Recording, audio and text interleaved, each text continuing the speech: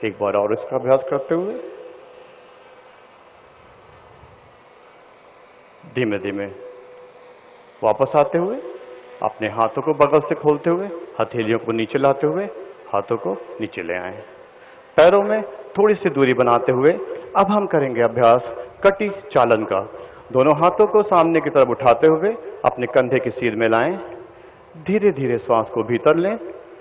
श्वास को छोड़ते हुए दाईं तरफ इस प्रकार से मुड़ें कि बाएं हाथ का स्पर्श आपके दाएं कंधे पर हो, आपकी दृष्टि दाएं हाथ के अंगूठे पर हो।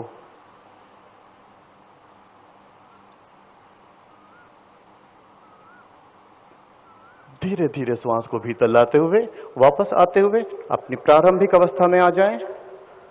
इस प्रक्रिया को बाईं तरफ से दोहराएं। दायां हाथ बाएं कंधे को स्पर्श करे और आपकी दृष्टि बाएं हाथ के अंगूठे पर हो।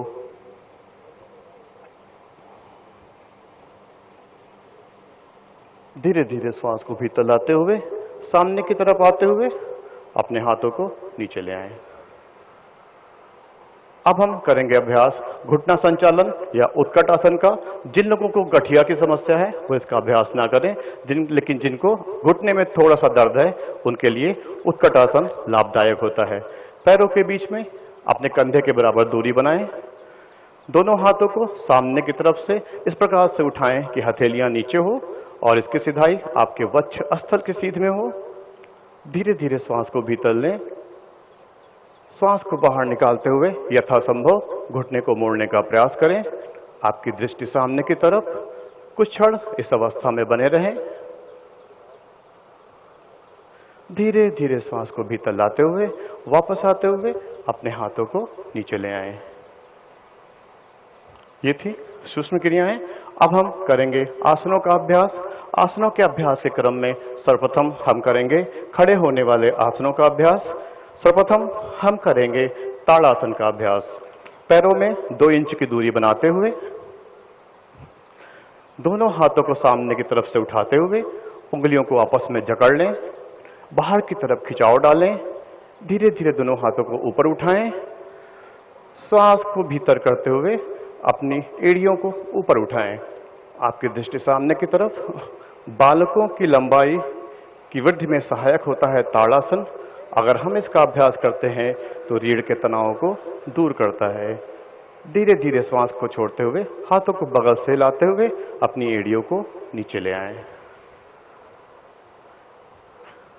इसके पश्चात हम करेंगे पाद हस्तासन का अभ्यास। पाद मतलब पैर, हस्तासन अपने हाथों को ऊपर की तरफ खींचना। पैरों में बहुत थोड़ी सी दूरी बनाते हुए छोड़ते हैं दूसरी दिशा में, फिर लेते हुए आगे, छोड़ते हुए दूसरी दिशा में, लेते हुए आगे और छोड़ते हुए दूसरी दिशा में और सामने ले आए, विश्राम। फिर अभी हाथों को सामने रखते हुए थोड़ा सा नीचे झुक के बैठते हैं, आधा और ऊपर, फिर नीचे, जितना कर सकते हैं उतना और ऊपर, फिर नीचे और ऊपर और विश्राम करें। अब आसन की ओर चलते हैं। उंगलियों को एक दूसरे के अंदर फंसाएं और हाथों को ऊपर ले जाएं और पंजे के ऊपर आ जाएं, ताड़ासन। अब सांस चालू रहे। 3 से 5 गहरी सांसें लेंगे इस पोजीशन में और विश्राम। फिर अभी हाथ को ऊपर लेके जाके फिर धीरे से नीचे, जितना झुक सकते हैं उतना, बहुत ज्यादा नहीं झुकना। अपने शरीर को देखते हुए जितना झुक सकते हैं झुकेंगे। 2-3 सांसें लेंगे लंबी गहरी और धीरे से ऊपर उठ जाएंगे और हाथों को पीठ पे ले जाएंगे। अर्ध चक्रासन के लिए थोड़ा सा पीछे झुक जाए। सांस चालू रहे और सीधा ऊपर आ जाए। तो अभी पांव को थोड़ा खोल लेते हैं। 3 से 4 फुट जितना भी खोल सकते हैं। दाहिना पांव 90 डिग्री, बायां 15। हाथों को सीधा ले जाएं जमीन के समानांतर और थोड़ा सा दाहिनी ओर झुकेंगे और नीचे, दाहिना हाथ नीचे, बायां ऊपर, त्रिकोण आसन के। जितना झुक सकते हैं उतना ही झुके, अपने शरीर की सुने। सांस लेते हैं ऊपर और अभी दूसरी दिशा, बाईं तरफ,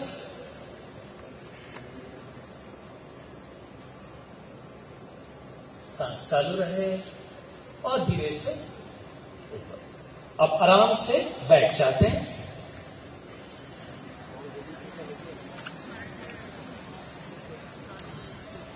पांव को, दोनों पांव को मिला लें, उंगलियों को पांव के नीचे और जितना एड़ियों को शरीर के पास लेकर आ सकते लेके जाएं। शरीर को सीधा रखें, धड़ सीधा, छाती आगे, कुछ लंबी गहरी सांस लें इस पोजीशन में, भद्रासन में। और विश्राम। अब वज्रासन में आ जाते हैं। वज्रासन में बैठे, जो बैठ सकते हैं वही बैठे, जिनको कोई घुटने का दिक्कत है वो ना आए, इसमें ना करें। और फिर धीरे से घुटने के ऊपर आ जाते हैं, जिनके घुटने में तकलीफ है वो ये ना करें। हाथों को पीठ पे रख लें और थोड़ा सा पीछे की ओर, जितना कर सकते हैं उतना ही करें। विश्राम।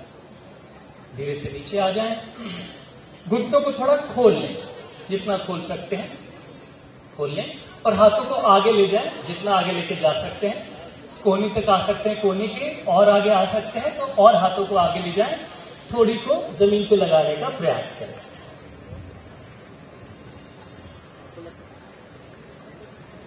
और धीरे से ऊपर उठ जाए। इसी पोजीशन में दाहिने हाथ, तब वही बोले जिससे ऊर्जा बढ़े, जिससे शक्ति बढ़े, जिससे हर व्यक्ति जवाबदार बने। बस यही शब्द बोलें, यही जीवन जीने का तरीका, यही योग है, यही व्याधि मिटाने और समाधि प्राप्त करने का मार्ग है। तो रोज अपने आप को ध्यान से जोड़े। Meditation is the best medicine. ध्यान एक सुपर विज्ञान है। मानसना हाथ लागे तो ने जीवन में चमत्कार थाय छे। श्वासों को देखते देखते ये तनाव से मुक्ति मिलती है, ओवर थिंकिंग से मुक्ति मिलती है, ध्यान से मेमोरी शार्प होती है, याद शक्ति बढ़ती है, आत्म विकास होता है। लांबी श्वास लेता बने हाथ ऊपर करो ने बने हथेलियों ने घसी लो। आ गर्म गर्म ऊर्जा अपनी आंखों पर लगा दो। आंखों ने खोली અને બંને હાથ સામે કરી લો। સૂક્ષ્મ વ્યાયામથી શરૂઆત કરીશું। આજના આ માણસાની ભૂમિ પરથી જેનો સંબંધ આપના ગૌરવવંતા આપના લોકપ્રિય ગૃહ અને સહકાર મંત્રી આદરણીય અમિતભાઈ શાહ જોડે પણ આ ધરતીનો સંબંધ છે અને આપણા સૌના વચ્ચે માન્ય મુખ્યમંત્રીશ્રી પણ ઉપસ્થિત છે અને આપણા સાથે યોગ કરે છે। લાંબી શ્વાસ લેતા આ સૂક્ષ્મ વ્યાયામની ક્રિયા અને યોગ શું છે સમજીએ। योग तनाव प्रबंधन, विचार प्रबंधन, आहार प्रबंधन, व्यक्तित्व विकास और जीवन निर्माणनी कला छे। योग इज नॉट एक्सरसाइज। योग एक जीवन पद्धति छे। योग एक शारीरिक, मानसिक और आत्मिक विकास नो मार्ग छे। लांबी श्वास लेता मैक्सिमम लोग एवं समझे छे कि योग एक्सरसाइज।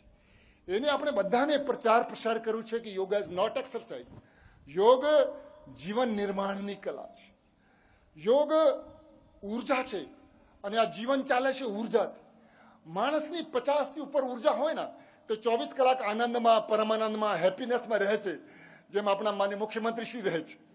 અને જ્યારે માણસની ઊર્જા ઘટી જાય ને ત્યારે એમાં નિરાશા, હતાશા, નેગેટિવિટી આવે છે। અને સાયન્સ એવું કહે છે કે માણસની ઊર્જા જ્યારે ઘટીને બંને હાથ ઉપર કહો, ઊર્જા ઘટીને જ્યારે 20 થઈ જાય ને ત્યારે માણસ હિંસક બની જાય છે, પછી મારામારી કરે છે। અને જ્યારે ઊર્જા માણસની ઘટીને 0 થઈ જાય ત્યારે માણસ સુસાઇડ કરે, ત્યારે આત્મહત્યા કરે। આ જીવનનો ખેલ ઊર્જાનો છે। અને ઊર્જા શેનાથી વધે છે?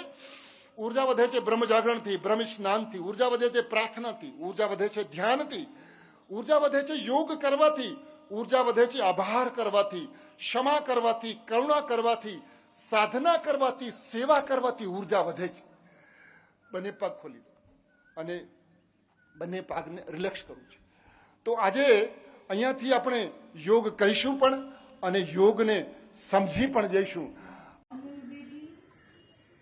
And inhale and slowly return to the upright position.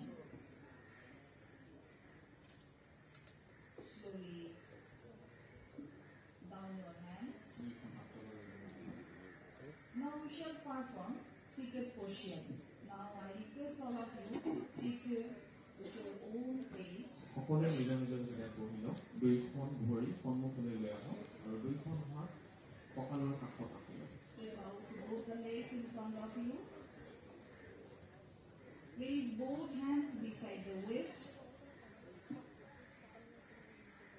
Bend the knees and raise the soles of the feet together. দুইখন ভৰি ভাঁজ কৰি দুইখন ভৰি তলুৱালৈকে লৈ লওক। Hold the feet with both the hands দুইখন হাতেৰে দুইখন ভৰি আঙুলি ধৰি ল'ব। and raise the heels as close to the body as possible. যিমান পাৰে ওচৰলৈ চাই Keep the spine, neck and head straight. চকু বন্ধ কৰি ডিঙি অংশ মূৰ অংশ মেৰুদণ্ডৰ অংশ সমান কৰি Close the eyes and relax the body. চকু বন্ধ কৰিব। Now slowly open your eyes and return to the normal position. দুইখন ভৰি সন্মুখলৈ লৈ আহক। Let us turn our attentions to the next posture, that is the Vajrasana. Suffering from knee pain and ankle injury should avoid this practice. So we shall proceed. Sit with both legs stretched out in front of you. Bend the right leg and place it under the right buttock. সোঁ ভৰিখন ভাঁজ কৰি সোঁ নিতম্বৰৰ তলত ৰাখি লওক। Bend the left leg and place it under the left buttock. বাওঁ ভৰিখন ভাঁজ কৰি বাওঁ নিতম্বৰৰ তলত Sitting